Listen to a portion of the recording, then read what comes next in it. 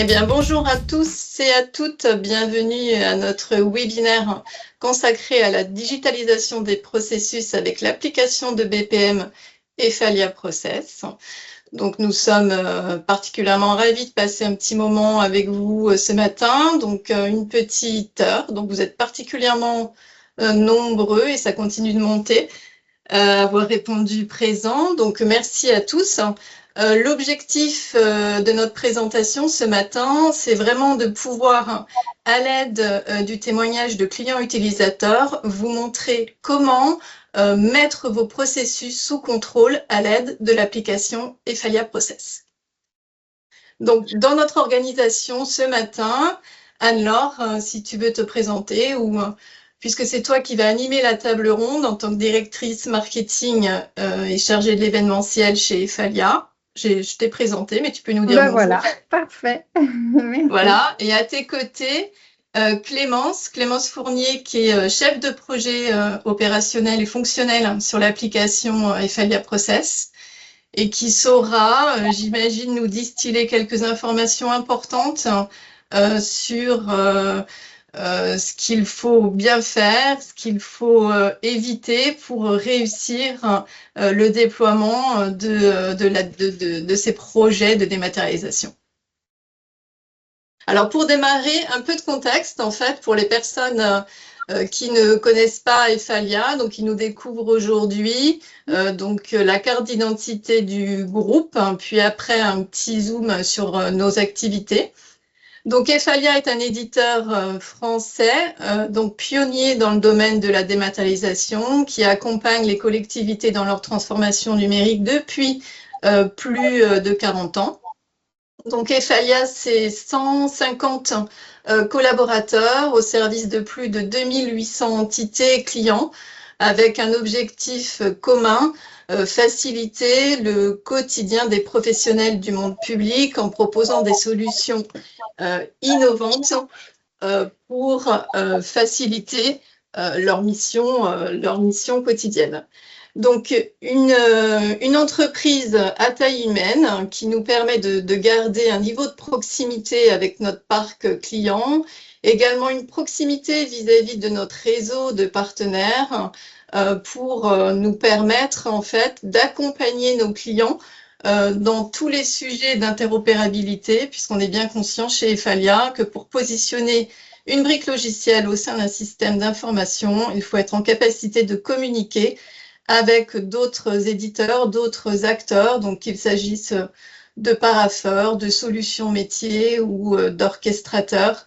Voilà, donc on bénéficie chez Ephalia d'un vrai savoir-faire en matière d'interopérabilité. Cette diapo illustre en fait les trois piliers de l'activité du groupe avec la production de documents, puisqu'Ephalia continue à produire des documents, donc des documents à façon en masse, en allant chercher des données au sein de votre système d'information. Au cœur de la diapo, l'activité principale du groupe, la gestion documentaire, où on va retrouver les GED multigestes, les GED Ephaliadoc, et enfin le sujet qui nous intéresse particulièrement aujourd'hui, la digitalisation des processus. Enfin, sur la partie de droite, la notion de portail, puisqu'on va composer vos documents, classer vos documents. Il faut aussi vous laisser la possibilité de diffuser, de mettre à disposition des documents, soit à des personnes qui font partie de votre organisation, soit à des partenaires pour signature ou autre, avec la notion de portail. Si tu veux continuer, donc voilà, concentrons-nous sur ce qui nous intéresse particulièrement aujourd'hui, donc la digitalisation des processus, en partageant bien une définition très simple du sujet. C'est voilà, pour s'assurer que on parle bien de la même chose. Donc, il s'agit de simplifier et fiabiliser les séquences opérationnelles, donc c'est-à-dire les différentes étapes d'un processus métier, par la mise en place de workflows automatisés. Les résultats attendus, donc les enjeux, ils sont très clairs et évidents. C'est le gain de temps en accélérant et en fluidifiant l'enchaînement des tâches, donc sans rupture. Et bien sûr, vous apportez plus de fiabilité dans vos processus métiers en sécurisant la circulation des informations. Tu peux continuer. Alors, vous n'êtes pas sans savoir, je pense que chez Efalia, on a opéré la transition entre la GED multigeste et la GED Efalia-Doc, qui fait partie de la nouvelle suite Efalia.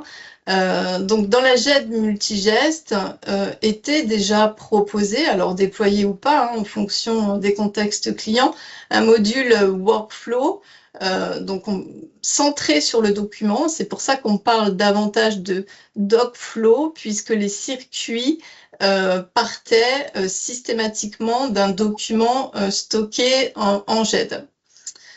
Donc la nouvelle suite Efalia marque quelque part une réorientation de notre approche du workflow, avec la volonté de proposer à notre parc client un véritable outil de BPM métier, donc qui s'appuie sur un moteur low-code avec un système de représentation graphique, comme vous pouvez le voir à l'écran.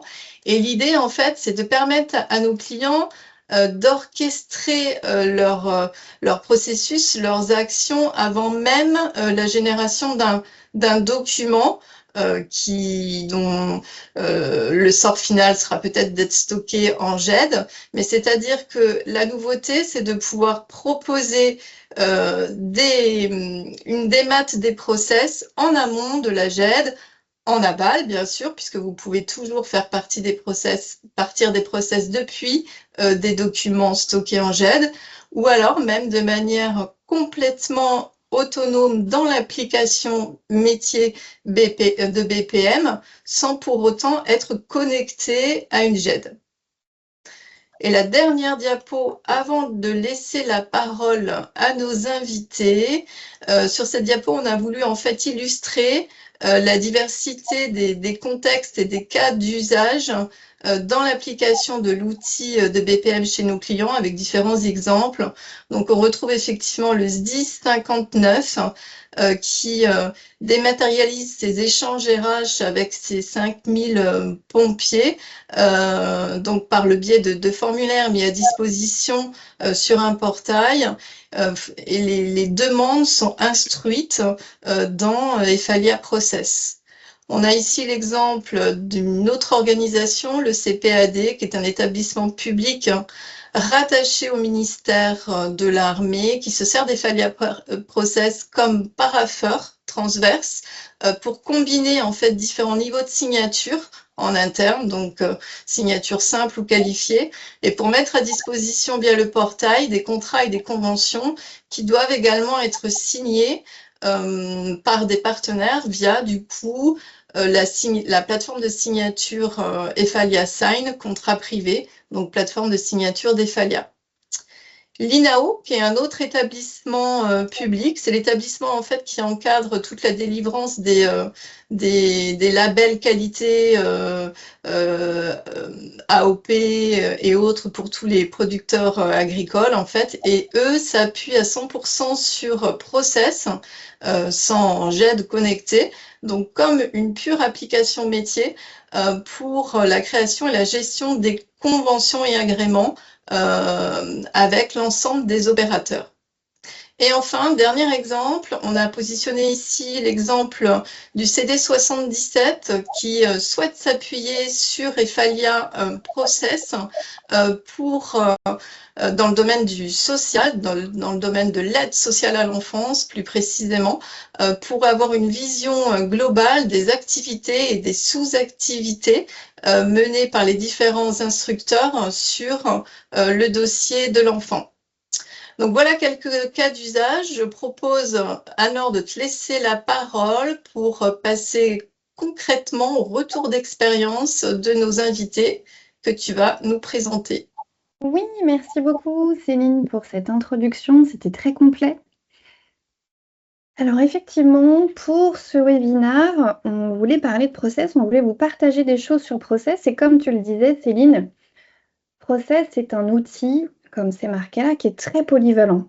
Ce qui est intéressant avec cet outil, c'est pas forcément comment il fonctionne, c'est plutôt ce qu'on va en faire. C'est pour ça que quand on a préparé ça, on s'est tout de suite dit, mais on a des super utilisateurs qui font des trucs incroyables et plutôt que de vous expliquer ou de partager comment un outil fonctionne, ce qui a peu d'intérêt, on va plutôt essayer de vous partager comment les gens l'utilisent. C'est tout l'objet de cette table ronde et on y va tout de suite. Je vous présente rapidement et je laisserai ensuite chacun se présenter. Nous avons Philippe Gras, DSI de l'Allier, nous avons Clémence Fournier qui a été présentée en introduction, qui est côté Efalia, et nous avons Ildiko Leclerc qui est chef de projet à la Haute-Saône. On y va, on attaque tout de suite. Oui? C'est tout bon? Allez, on y va, c'est parti. Donc là, l'objectif de cette table ronde, c'est d'être très concret. On ne va pas vraiment parler fonctionnalité process, comment ça marche, c'est pas l'enjeu. On est vraiment dans une optique de comment des départements se sont emparés d'un outil de BPM, de Business Process Management, donc de dématérialisation des processus métiers, pour aller transformer leur organisation. Je laisse la parole à Philippe, le seul homme qui intervient ce matin au milieu de plein de femmes. Et comme c'est Movember et que c'est très important, c'est lui qui commence et qui démarre cette table ronde. Donc Philippe, je te laisse présenter peut-être juste les processus que tu utilises et que tu as mis en place dans le département de l'Allier. Oui. Alors bonjour à toutes et à tous. Donc au département de l'Allier, donc déjà moi je suis responsable méthode et projet. Donc j'ai une équipe de chefs de projet, dont deux travaillent avec Efalia Process. Voilà. Déjà ça c'est pour bien définir le contexte. Nous avons acquis Efalia Process alors à l'époque où il n'était pas encore racheté par Efalia, à l'époque de CELOG, donc fin 2016 de mémoire. Et nous avons commencé à étudier des process.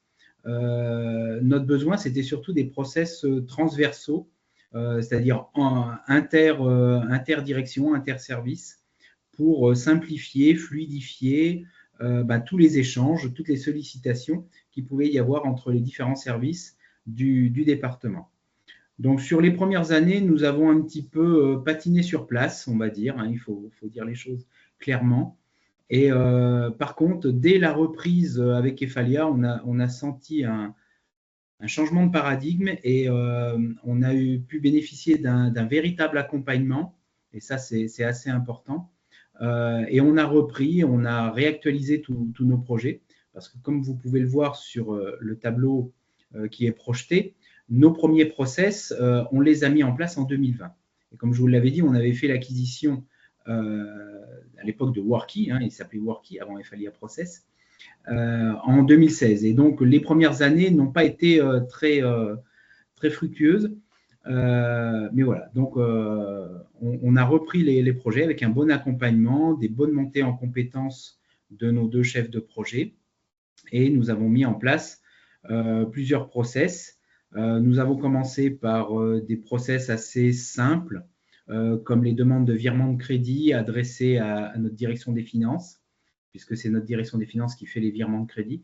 Donc, tout ça passait initialement, comme beaucoup d'ailleurs de tous les exemples que je vais vous présenter, tout ça passait souvent par des demandes par mail, par des fiches papier, par des fiches Word ou des choses comme ça. Mais ça partait un petit peu dans tous les sens. Les directions qui accueillaient les sollicitations avaient toujours du mal à gérer les priorités, à ne pas perdre des demandes, à suivre leur activité, à tracer l'activité qu'ils avaient. Donc, un outil de BPM était tout naturellement nécessaire.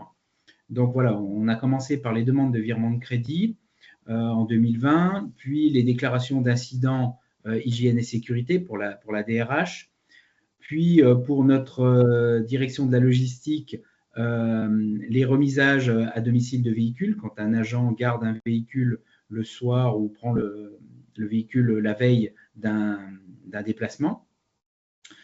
En 2021, nous avons fait un de nos plus gros projets avec Efalia Process, c'est les demandes de télétravail permanent et temporaire.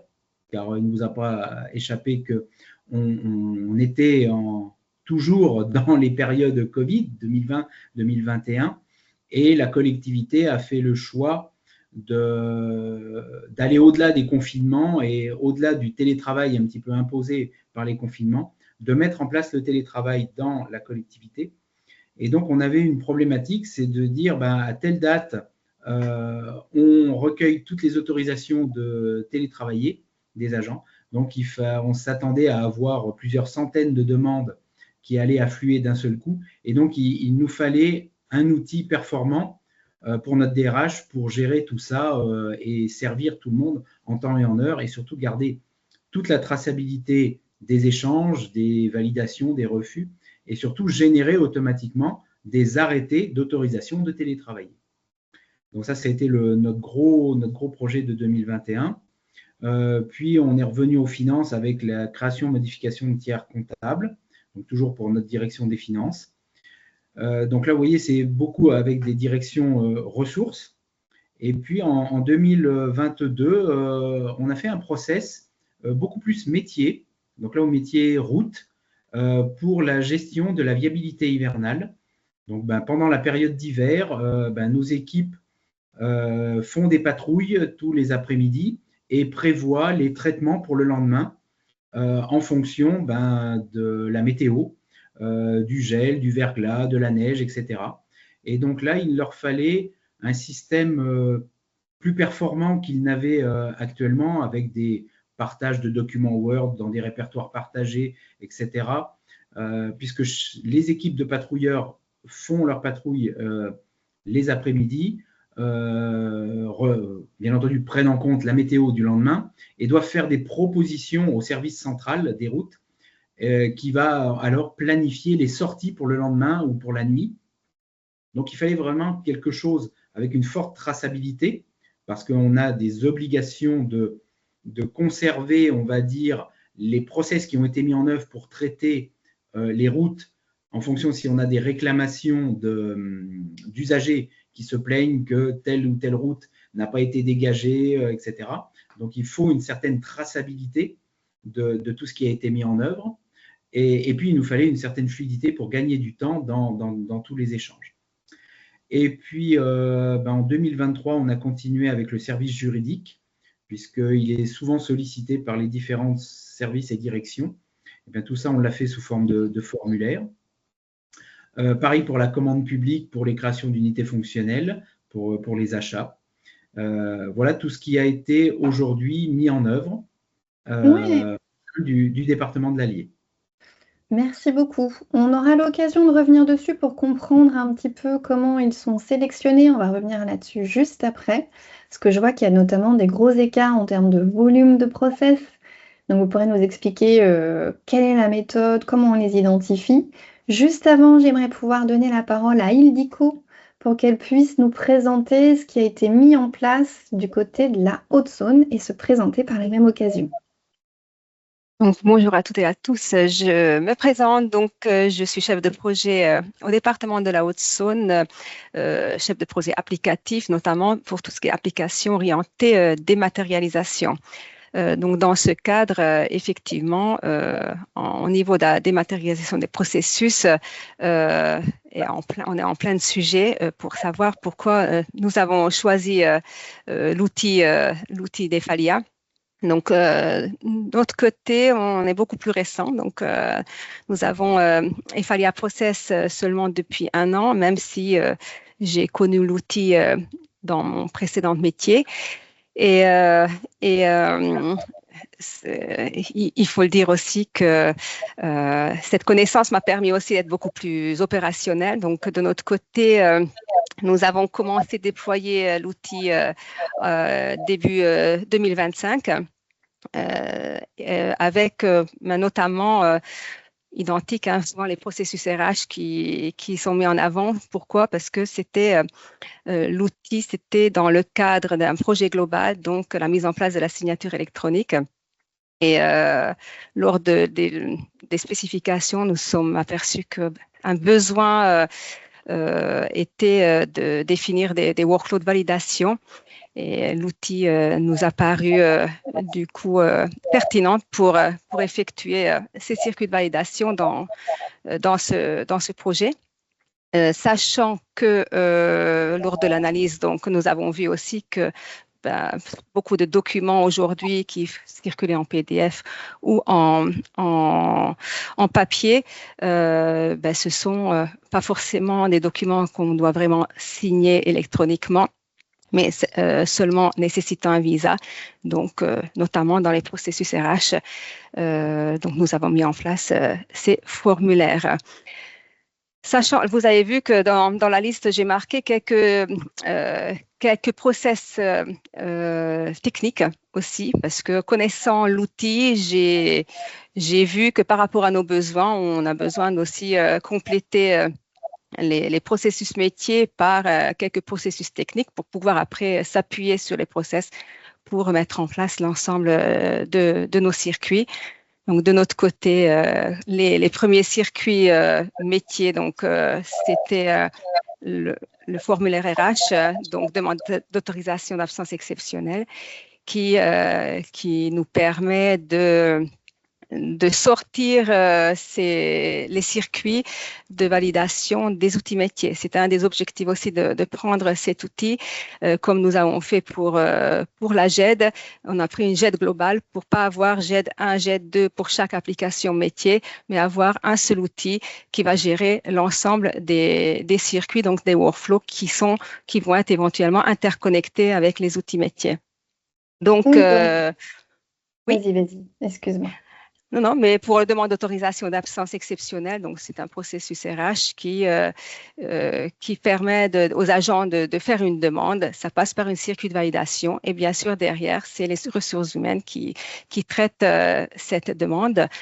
Et le deuxième, demande ponctuelle de remisage de véhicules de service à domicile, tout comme au département allié, c'est des process plus transverse par rapport aux réservations des véhicules. Certains agents peuvent effectuer une demande de pouvoir garder leur véhicule à domicile pour repartir depuis leur domicile après pour un déplacement professionnel. Donc, tout cela, pareil, passe par un circuit de validation avec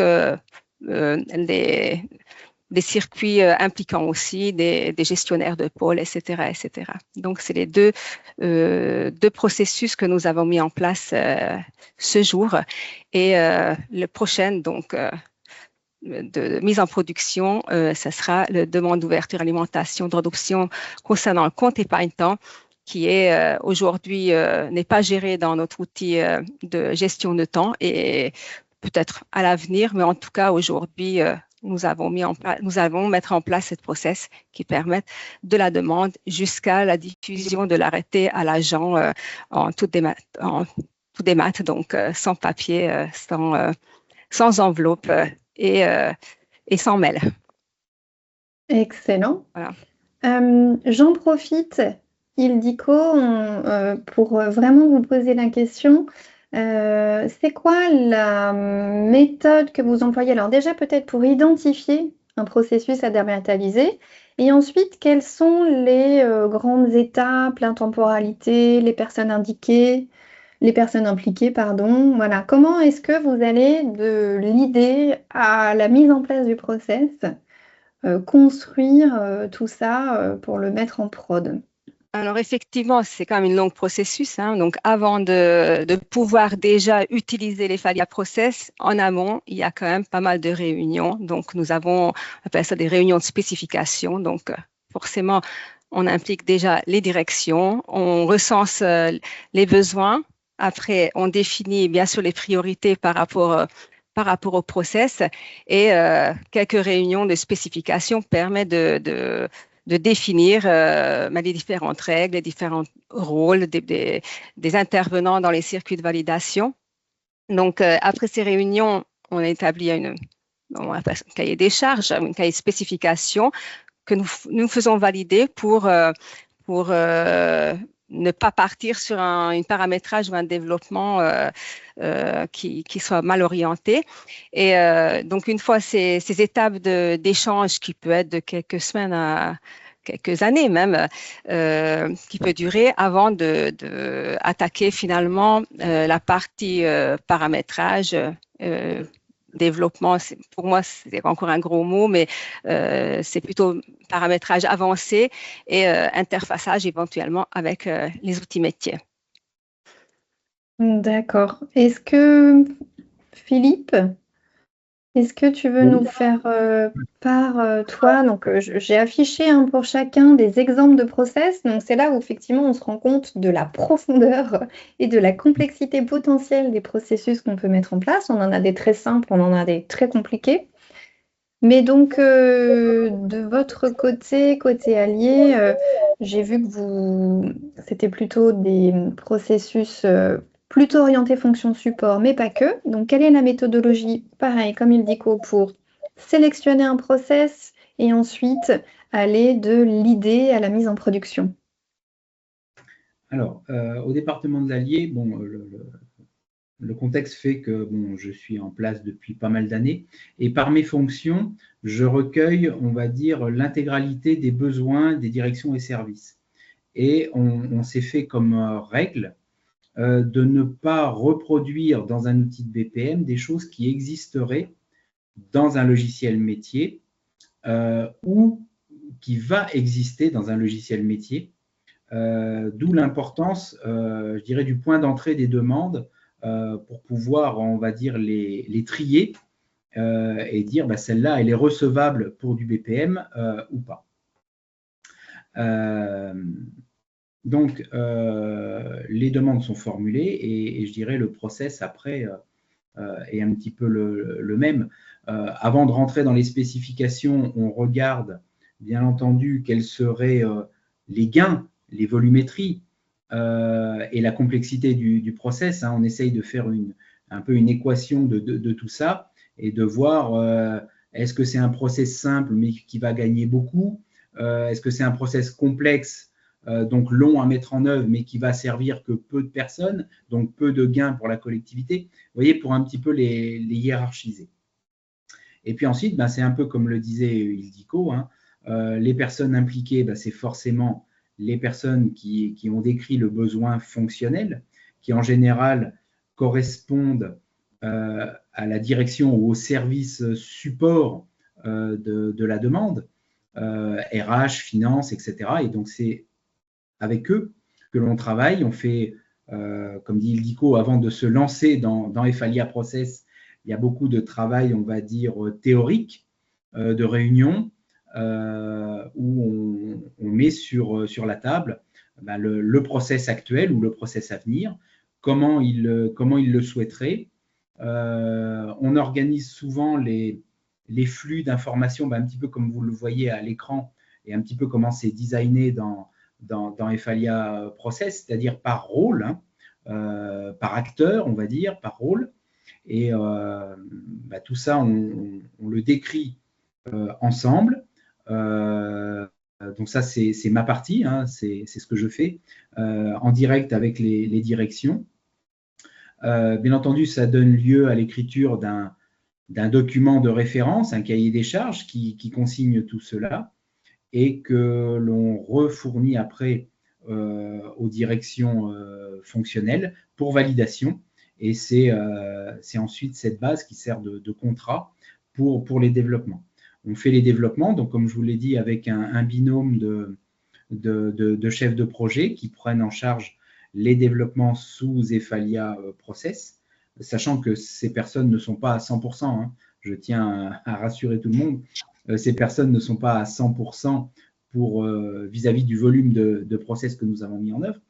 C'est des personnes qui ont pas mal d'autres fonctions, mais dans leur fonction de chef de projet, elles ont une partie développement Efalia Process. Et puis après, ben, ce qu'on a développé, on le met sur une plateforme de test à disposition des utilisateurs. On fait des séances de test avec eux.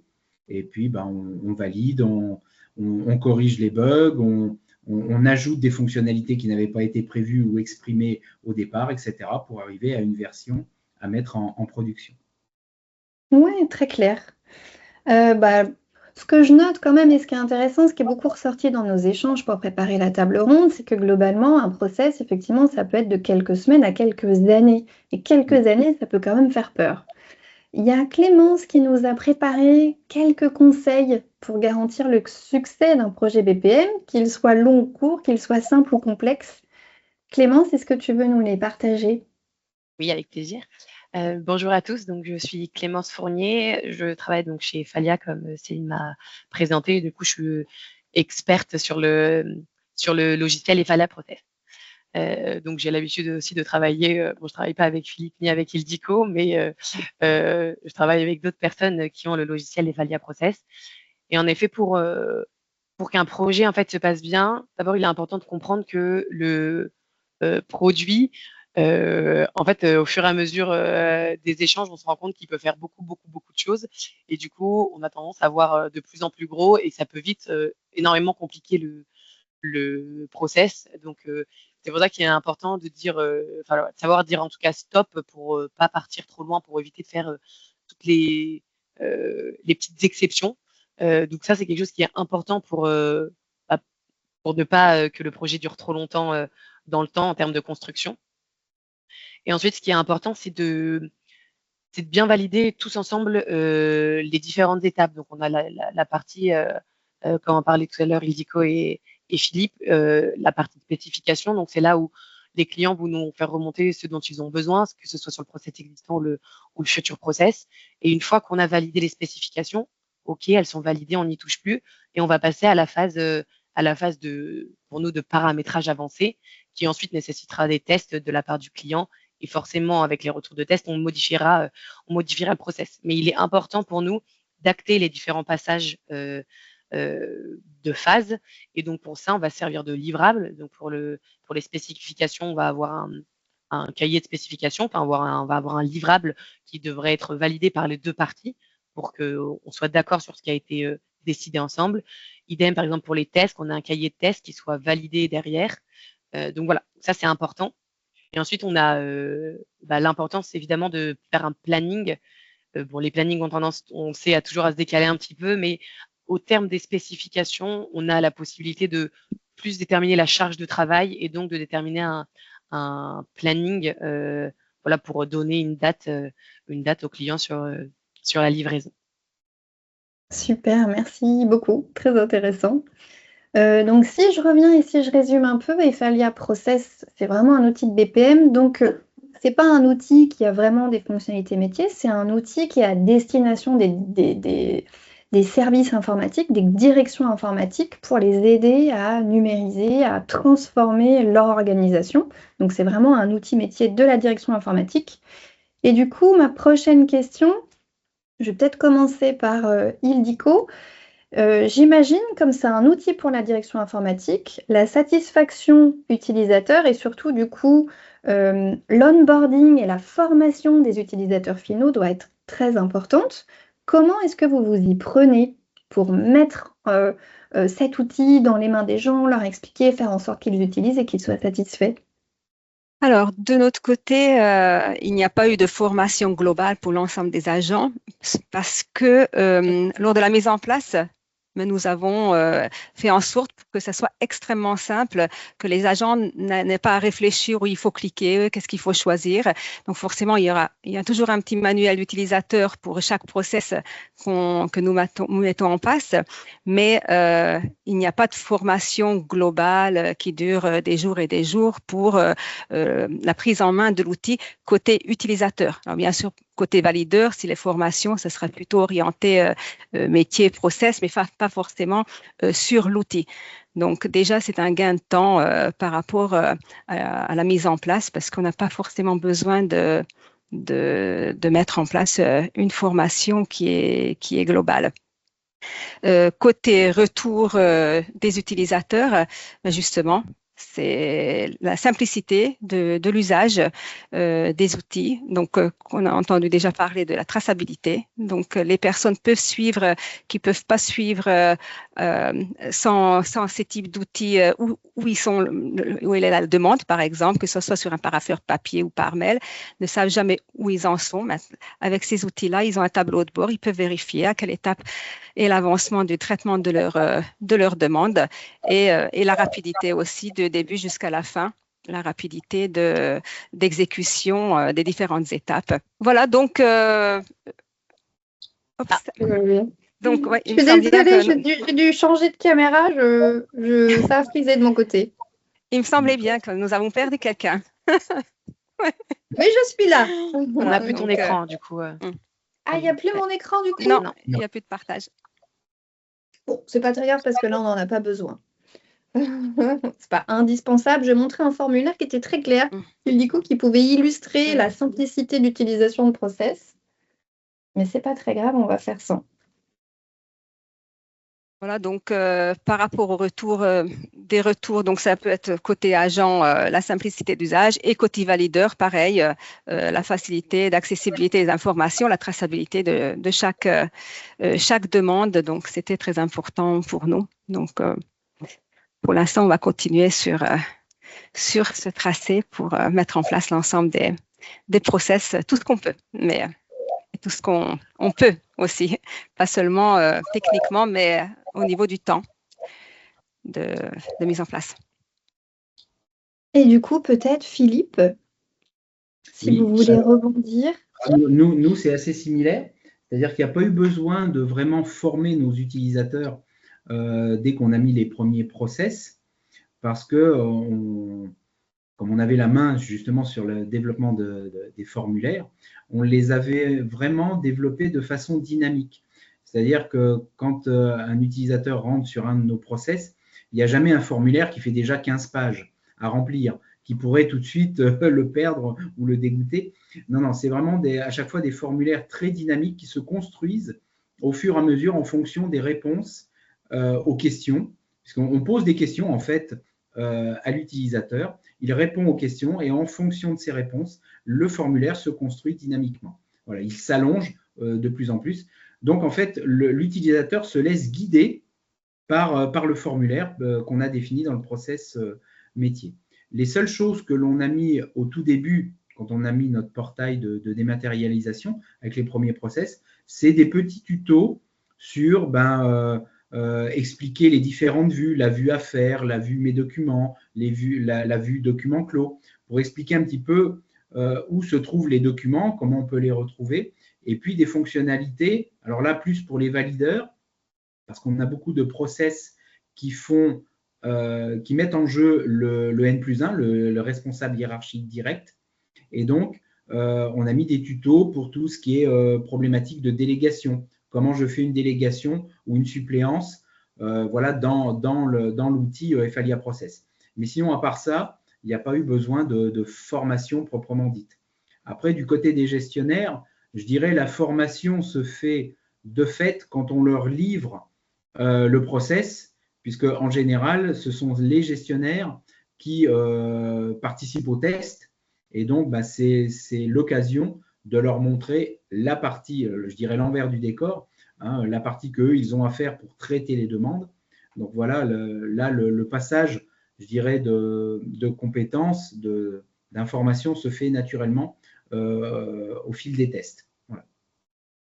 Et pour le retour utilisateur, comme pour Ildico, hein, nous, ça a vraiment été plébiscité en interne parce que surtout du côté des demandeurs, parce que ça simplifie, ils n'ont pas à chercher dans des répertoires réseau ou dans le portail intranet quel est le formulaire à remplir, etc. Comment est-ce que je le remplis? Est-ce que je peux le remplir en ligne, etc. Là, ils ne se posent pas de questions. On a créé dans notre intranet ce qu'on appelle un portail intradémat. Donc, ils retrouvent tous les process qui sont dématérialisés. Ils se laissent guider. Donc, c'est confortable pour eux. Ils n'ont pas à se préoccuper, est-ce que ma demande est bien arrivée, est-ce qu'elle est en cours de traitement, etc. Voilà, ils ont l'information en direct, non seulement en revenant dans le portail intradémat que l'on a créé en allant dans les différentes vues et en reprenant leur demande, mais aussi grâce à tous les mails que l'on envoie automatiquement aux étapes clés des traitements des demandes. Donc ça, c'est très apprécié. Et puis, ce qui est très apprécié, voilà, c'est la fluidité, c'est le gain de temps. Non pas les temps cumulés de traitement, mais les temps, on va dire, entre les différents acteurs. Parce que tous ces temps sont extrêmement réduits. Donc, ça fait une fluidité et des demandes qui devaient passer par X personnes qui pouvaient être traitées, alors certes, peut-être en quelques minutes, même avec le papier, mais qui s'étalait sur une semaine, bien souvent, c'est traité en une demi-journée maintenant. Voilà. Donc, c'est ça qui est vraiment très apprécié. Oui, effectivement. Quand on reprend des projets type process, ce qu'on voit, et c'est ce qu'on a vu un petit peu au début, ce n'est pas quelque chose de simple et d'immédiat à mettre en place. Par contre, vous avez insisté, vous avez continué, vous en avez dématérialisé pas mal. Quand on a parlé des ROI au moment de la préparation, il n'y avait pas forcément d'éléments chiffrés, à part peut-être des délais, comme vous venez de le dire là. Mais globalement, il y a un taux de satisfaction qui est très élevé. Est-ce que vous pourriez juste me repartager, peut-être Philippe déjà dans un premier temps et Ildiko ensuite, le ROI, ouais, les KPI, quels sont les éléments de satisfaction et pour vous, et pour le service informatique, et pour les utilisateurs finaux? On avait parlé de 7 jours à 1 jour. J'ai noté. Oui. Je me lance. Alors, les retours sur investissement, alors, comme je le disais, ils sont très qualitatifs plus que quantitatifs. Ils sont très qualitatifs sur la traçabilité, sur la sécurisation des process, sur le fait que tout est gardé en mémoire. Voilà, il n'y a pas de possibilité de perdre une demande. Avant, quand elle se faisait par papier ou par mail, etc., un papier, ça peut se perdre, un mail, ça peut s'effacer. Là, dès lors que la demande elle est partie dans le circuit, elle ne peut pas disparaître. Elle passe par différentes étapes, mais on la retrouvera toujours. Voilà. Donc ça, c'est vraiment l'aspect qualitatif. Et puis voilà, ce que je disais, c'est sur les délais de traitement entre les différents acteurs. Je donnais tout à l'heure l'exemple de la mise en place de notre process de demande d'autorisation de télétravail. Là, ça a été flagrant parce que notre DRH ne se voyait pas traiter 500, 600, 700 demandes qui arriveraient le même jour ou sur la même semaine pour traiter toutes les demandes d'autorisation de télétravailler. Puisque bien entendu, à la sortie du Covid, tout le monde, beaucoup de personnes voulaient continuer à télétravailler. Donc là, ça a vraiment été, là pour le coup, là c'est un gain quantitatif. C'est-à-dire que traiter manuellement toutes ces demandes en reprenant la demande, en l'envoyant à validation d'un N+1, d'un N+2, d'un directeur, etc., notre DRH ne se voyait pas faire face à cet afflux de travail en si peu de temps. Voilà. Et tandis qu'elle le fait, là, du coup, sans aucun problème. Mais là, ça s'est passé, mais comme on dit, comme une lettre à la poste. Et Ildiko, de votre côté? De l'autre côté, c'est pareil, c'est plutôt la partie rapidité, traçabilité qui revient régulièrement. Donc là, je pense qu'avec la nouvelle process qu'on va mettre en place pour les demandes concernant le compte épargne-temps, là, on aura peut-être un plus de retours financiers aussi, car aujourd'hui, un arrêté, il est imprimé en 2 exemplaires, on donne à l'agent, on met sous enveloppe, on donne à l'agent ou on envoie par la poste qui doit retourner un exemplaire signé qu'on renumérise après dans la GED. Et comme aujourd'hui, tout va passer en mode 100% démat, je pense qu'il y aura aussi un retour concernant tout ce qui est impression, frais postal. Mais là, aujourd'hui, on n'a pas cet retour financier au niveau de retour sur investissement. Par contre, au niveau des temps, des délais, un peu de changement de procédure aussi, parce qu'effectivement, au niveau du papier, on était obligé de faire passer par tous les strates hiérarchiques, par exemple, par rapport à une demande pour que tout le monde ait connaissance d'une demande. Donc qu'ils puissent valider. Aujourd'hui, on a vu sauter des barrières. On a vu que finalement, il y a un responsable qui valide, mais l'ensemble des autres responsables peuvent consulter les demandes. Donc, ils n'ont pas besoin de passer dans le circuit obligatoirement. Donc, ça bloque déjà moins. Donc, il y en a moins d'étapes d'avancement par rapport à une demande, par rapport à un traitement. Et tout ça simplifie aussi la mise en place et toutes les process qu'aujourd'hui nous avons mis en place. Oui, finalement, c'est l'occasion de numériser, mais aussi de simplifier à certains moments. Tout à fait. Je vois que tout à l'heure fait. tourne. Je voulais laisser la parole rapidement à Clémence pour qu'elle nous donne à nouveau quelques conseils pour assurer le succès de la mise en prod. Clémence, ensuite, Ouais. on passera au projet et aux questions-réponses. Ça marche, je fais vite. Globalement, nous, pour une mise en prose qui serait plutôt un succès, il est important pour nous que déjà les interlocuteurs avec lesquels on a travaillé, ils aient quand même bien pris la main sur le logiciel, parce que on sait en général que ce sera les interlocuteurs de tous les utilisateurs derrière. Donc, s'ils ont bien pris en main le logiciel, eh ben, ils auront plus de quoi répondre derrière aux différentes questions. Ensuite, il faut savoir que Ephalia Process n'est pas un logiciel qui est très compliqué à prendre en main, hein. C'est assez visuel, assez ergonomique. Donc, c'est des formulaires, chacun a des vues dédiées, donc c'est quelque chose qui est assez clair. On aurait tendance aussi à faire des manuels utilisateurs en fonction des différents process. Si un process est assez compliqué, pour que les utilisateurs puissent avoir une vision un peu globale, on pourrait faire des manuels utilisateurs avec des captures d'écran ou parfois des vidéos explicatives. Et enfin, ce qui est important pour nous, c'est d'être vraiment présent au moment du lancement, et surtout pendant les 2-3 semaines qui suivent le lancement, que ce soit au cas où, ou que ce soit pour répondre aux différentes questions du métier. Trop bien, merci beaucoup. Alors justement, dernière étape, très important, ce qu'on a vu là, pour vous, ce n'est finalement que le démarrage, c'est un petit bout de process, vous avez plein de projets dans le pipe, vous avez plein de choses à faire avec Process. Est-ce que vous pouvez nous en dire un peu plus? Peut-être Philippe, je vous laisse commencer. Qu'est-ce qui va arriver dans l'allié avec Ephalia Process?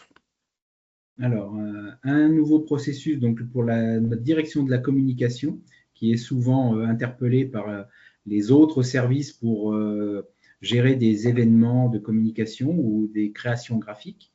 Donc ça, c'est un nouveau process qui est quasi en production, hein, puisque c'est au 1er janvier, enfin au 2 janvier qu'il sera mis en œuvre.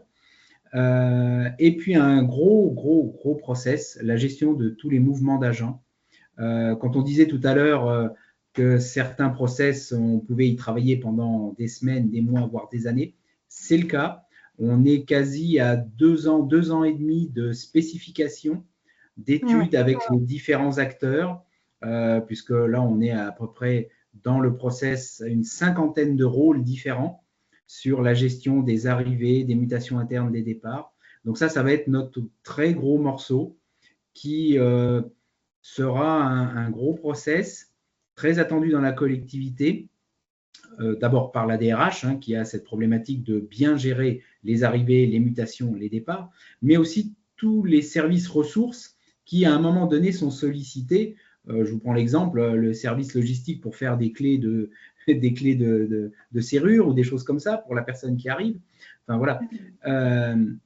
Donc, c'est un très gros process, et on veut en faire aussi un process qui va aussi appeler d'autres process existants dans notre portail Intradémat. Voilà. Donc, ça va être encore une phase supplémentaire. Du coup, effectivement, ça répond peut-être en partie à la question que j'allais vous poser. 10 ans plus tard, moi, j'utilise Process vraiment quand les logiciels ne proposent pas de solution sur étagère disponible. Et du coup, Process, ça me permet de dématérialiser un processus que je n'aurais pas pu dématérialiser autrement. Mais du coup, là, peut-être que ce process aurait pu exister, par exemple, dans un SIRH. Pourquoi avoir choisi de le développer sous Ephalia Process? Alors, déjà, parce que notre SIRH, il est déjà en place et que c'est un logiciel qu'on ne change pas comme ça, hein, un logiciel de SIRH, qui ne propose pas cette gestion-là. Et bien entendu, on a regardé, il y a des briques logicielles qui permettent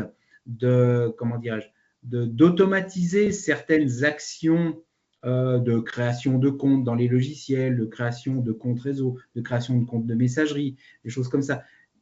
Il y a des briques qui existent sur le marché, mais vraiment un chef d'orchestre qui va de bout en bout gérer vraiment tous les aspects, et comme on le souhaite surtout, avec l'organisation comme je le disais, une cinquantaine de rôles, je n'exagère pas, pour mettre tout le monde d'accord avec des outils sur étagère, comme ça a été mentionné, c'est très compliqué.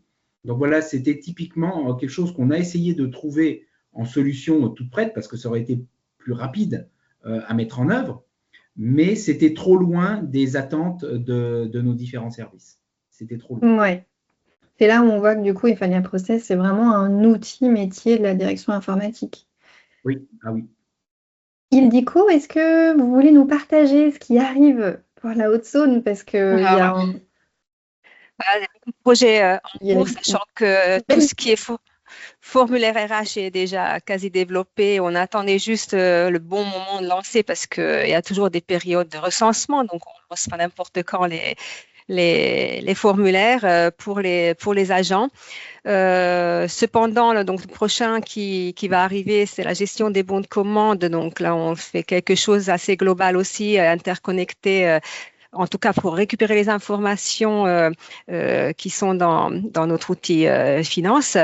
Comme nous faisons avec tout ce qui est demande RH, hein, donc on récupère les informations, donc on connecte directement Efalia Process, soit via une base, comment on dit, intermédiaire, mais en tout cas, on récupère les informations quasi en temps réel et qu'on va faire aussi pour la gestion des bons de commande, donc qui sert effectivement pour chaque service de gérer déjà la réception des devis, l'élaboration des bons de commande, toujours dans le projet de signature électronique, donc envoyer à la signature les bons de commande, envoyer vers l'extérieur, récupérer après les informations pour la facturation et aussi, bien sûr, le service fait qui est aujourd'hui fait dans la gestion de finances, mais on aimerait bien le sortir car, comme j'ai expliqué de notre côté, dans les outils, c'est jamais complètement satisfaisant, les différents outils de workflow et Efalia Process beaucoup plus souple et on peut plus personnaliser pour répondre à nos besoins et à notre organisation au niveau des directions et des services. Donc, l'outil RH, après revue des habilitations, c'est le DPO qui nous a fait une demande pour pouvoir réviser chaque année les différents partages qui sont mis en place sur le réseau au niveau des dossiers partagés. Et là, par contre, on n'est pas du tout interne connecté avec la GED et ni outils métiers. C'est surtout une demande à envoyer aux responsables de chaque service pour qu'ils vérifient si les utilisateurs ont toujours le droit d'accéder à tel ou tel partage.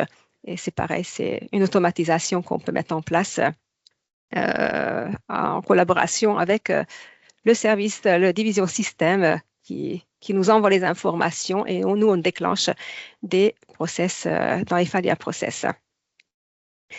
Et en projet, donc évaluation pro, c'est pareil, ce sont des documents qui sont aujourd'hui remplis sur un PDF ou formulaire papier à signer. C'est toujours un peu lourd, donc la dématérialisation, donc ça sera bien au niveau d'Efalia Process. C'était une demande du service RH aussi et les responsables également.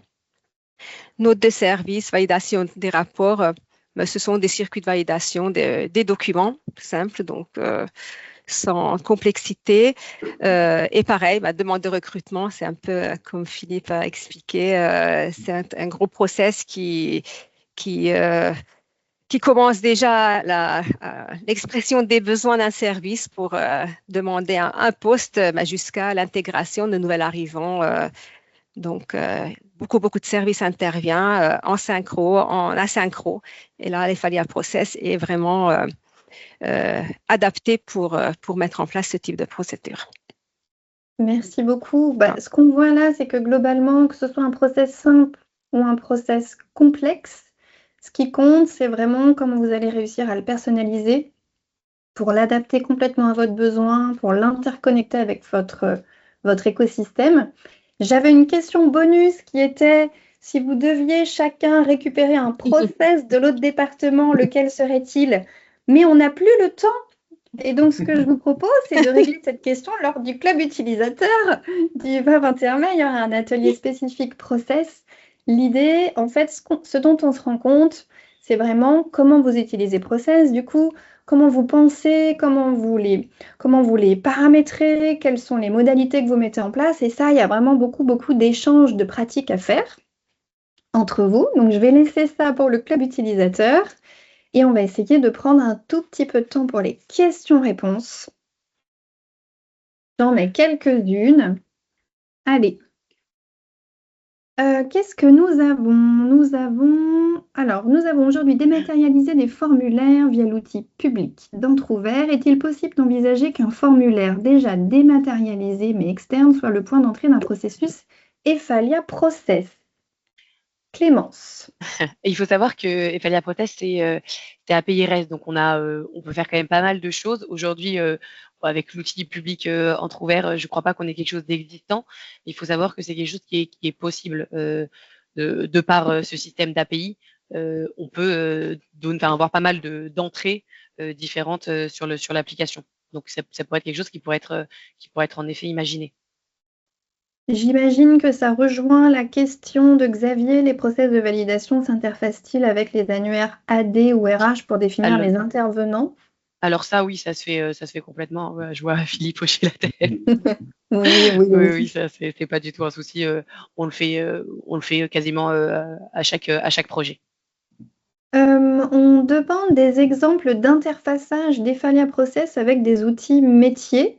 Est-ce qu'on a une bibliothèque peut-être d'exemples? Qu'est-ce qu'on pourrait partager à ce niveau-là?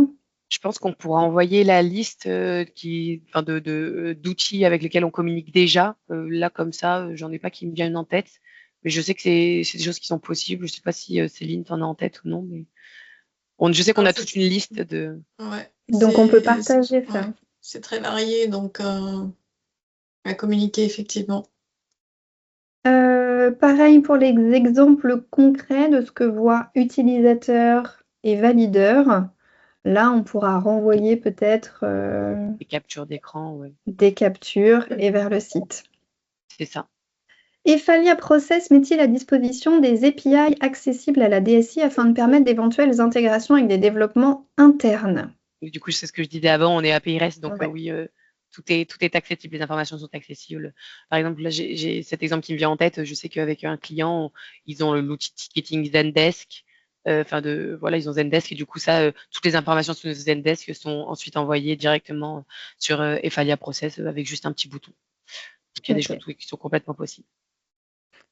Quelle peut être l'autonomie d'un client pour mener un projet de A à Z lorsqu'un process nécessite l'intégration d'applications métiers? Faut-il nécessairement passer par des prestations de développement Efalia? Alors aujourd'hui, on fait ce qu'on appelle des formations administrateurs et des formations même pour apprendre à paramétrer la solution. Donc, c'est 5 gros jours de formation pour que ensuite les clients soient complètement autonomes pour ensuite créer des processus de A à Z. Donc, c'est quelque chose qui est possible. En général, on a tendance quand même à mettre quelques jours d'assistance parce que 5 jours de formation, ça fait pas tout, hein, il faut beaucoup pratiquer quand même. Donc, le client peut être autonome et on a tendance à côté à vendre quelques jours, non pas de développement, mais d'assistance si nécessaire pour vous aider à mettre, à créer des choses sur lesquelles vous n'arrivez pas à avancer ou d'autres.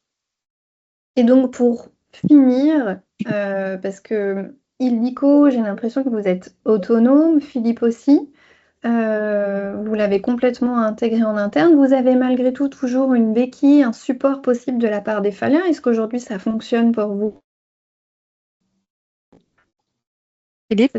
Ce mode de fonctionnement?